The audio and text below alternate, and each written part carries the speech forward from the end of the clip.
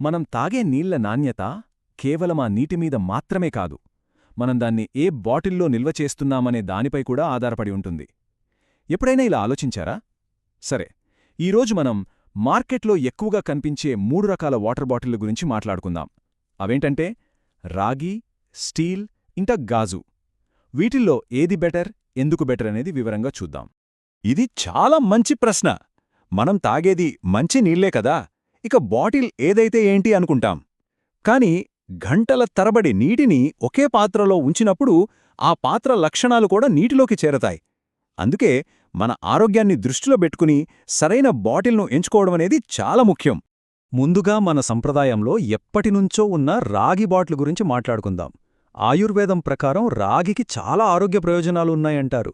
అయితే దీన్ని వాడటంలో కొన్ని ఖచ్చితమైన జాగ్రత్తలు, రూల్స్ పాటించాల్సుమా? సరే, అసలు రాగి బాటిల్ ఎందుకు మంచిది అంటే రాగికి సహజంగానే బ్యాక్టీరియాను చంపే గుణం ఉంటుందన్నమాట. అందుకే రాగి పాత్రలో ఉంచిన నీళ్లను తామ్రజలని కూడా పిలుస్తారు. అంటే ఆ నీళ్లు నేచురల్గానే శుద్ధి అవుతాయని నమ్మకం. ఇది మన జీర్ణశక్తిని మెరుగుపరచడమే కాకుండా ఇమ్యూనిటీని కూడా పెంచుతుంది. ఇక్కడొక చాలా ముఖ్యమైన విషయం గుర్తుంచుకోవాలి. రాగి బాటిల్లో కేవలం ఓన్లీ మంచినీళ్లు మాత్రమే పోయాలి. పొరపాటున కూడా నిమ్మరసం, పళ్లరసాలు, పాలు లాంటివి పోయకూడదు. ఎందుకంటే అవి రాగితో రియాక్ట్ అయ్యి ఆ నీటిని విషపూరితం చేస్తాయి. ఇది ఫుడ్ పాయిజనింగ్కు కూడా దారితీయొచ్చు. అలాగే దీన్ని క్లీన్ చేయడం కూడా కొంచెం కష్టమైన పనే. ఇక ఇప్పుడు స్టీల్ బాటిల్ సంగతి చూద్దాం. దీన్ని సింపుల్గా ఆల్రౌండర్ అని చెప్పొచ్చు. మన రోజువారీ వాడకానికి ఇది చాలా సురక్షితమైన, అనుకూలమైన ఆప్షన్. స్టీల్ బాటిల్స్ అంటేనే ముందుగా గుర్తొచ్చేది వాటి డ్యూరబిలిటీ. చాలా స్ట్రాంగ్గా ఉంటాయి, కింద పడ్డా సహజంగా పగలవు. కొన్ని ఇన్సులేటెడ్ బాటిల్స్ అయితే వేడి నీళ్లను వేడిగా, చల్లని వాటిని చల్లగా గంటల తరబడి ఉంచుతాయి. అన్నిటికన్నా ముఖ్యంగా ప్లాస్టిక్లాగా ప్రమాదకరమైన కెమికల్స్ నీళ్లలో కలిసే భయమే లేదు. అందుకే ఇందులో నీళ్లే కాదు, జ్యూస్, కాఫీ, టీ ఏదైనా సరే నిల్వ చేసుకోవచ్చు. ఇక్కడో చిన్న కాని చాలా ముఖ్యమైన టిప్. స్టీల్ బాటిల్ కొనేటప్పుడు అది 304 గ్రేడ్ స్టీలా కాదా అని చెక్ చేయండి. దీన్నే ఫుడ్ గ్రేడ్ స్టీల్ అని కూడా అంటారు.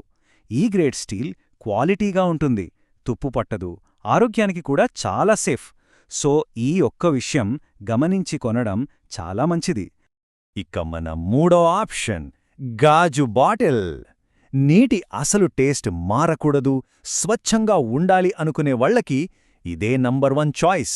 ఎందుకంటే గాజు అనేది నీటితో ఎలాంటి చర్య జరపదు. గాజు బాటిల్ స్పెషాలిటీ ఏంటంటే అందులో పోసిన నీటి రుచి అస్సలు కొంచెం కూడా మారదు. నీళ్లు ఎంత ప్యూర్గా ఉన్నాయో అంతే ప్యూర్గా ఉంటాయి.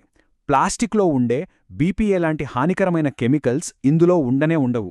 వేడి నీళ్లు కూడా ఎలాంటి భయం లేకుండా పోసుకోవచ్చు. ఇది పర్యావరణానికి కూడా చాలా మంచిది. అయితే దీనితో కొన్ని ప్రాక్టికల్ ఇబ్బందులున్నాయి. గాజు బాటిల్స్ సహజంగానే కొంచెం బరువుగా ఉంటాయి. చెయ్యి జారితే పగిలిపోయే ప్రమాదం కూడా చాలా ఎక్కువ. అందుకే వీటిని ఆఫీస్ డెస్క్ మీదో లేదా ఇంట్లోనే వాడుకోవడం మంచిది గానీ ప్రయాణాలకు అంత అనుకూలంగా ఉండకపోవచ్చు. ఓకే, ఇప్పుడు దాకా ఈ 3 బాటిళ్ల గురించి విడివిడిగా తెలుసుకున్నాం కదా.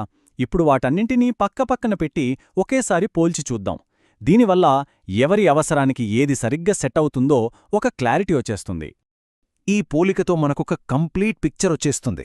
ఆరోగ్యం, మన్నిక, వాడుక, ఇంకా శుభ్రత, ఈ 4 విషయాల ఆధారంగా వాటి మధ్య ఉన్న తేడాలేంటో ఇప్పుడు చూసేద్దాం. ఈ టేబుల్ని ఒకసారి గమనించండి.